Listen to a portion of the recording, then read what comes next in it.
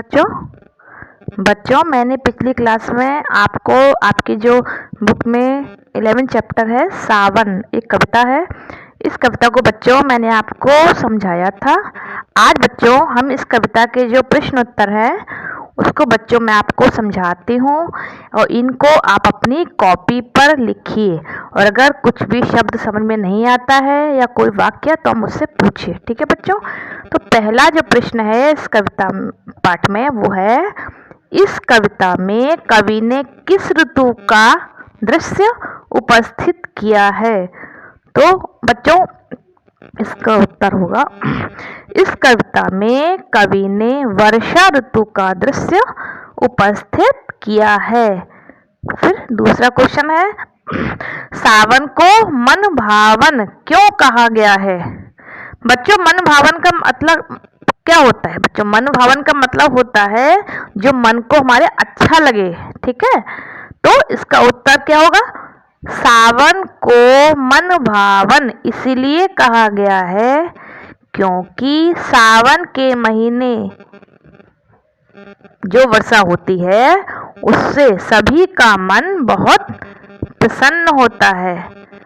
सावन के महीने में हर तरफ हरियाली छा जाती है और सारे वृक्ष, पक्षी, पशु प्रसन्न होकर सारे वातावरण को खुशगवार बना देते हैं। सभी के मन को यह वातावरण बहुत आनंद देता है, ठीक है।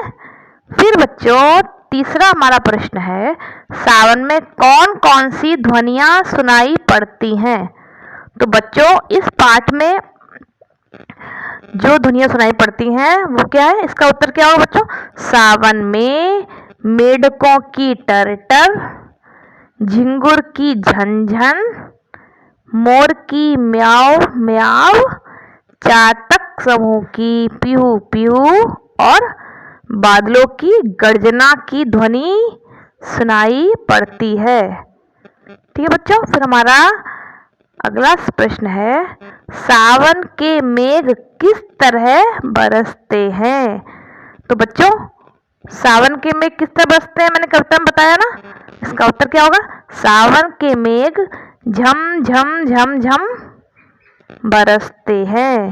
फिर बच्चों हमारा अगला क्वेश्चन है, इस कविता का भाव 5 पंक्तियों में व्यक्त करो, ठीक है। तो बच्चों इस कविता का भाव इस प्रकार है कि पहला क्या है, सावन की वर्षा ने कवि को आकर्षित किया। दूसरा क्या है, सावन में झमझम करके मेघ बरसते हैं।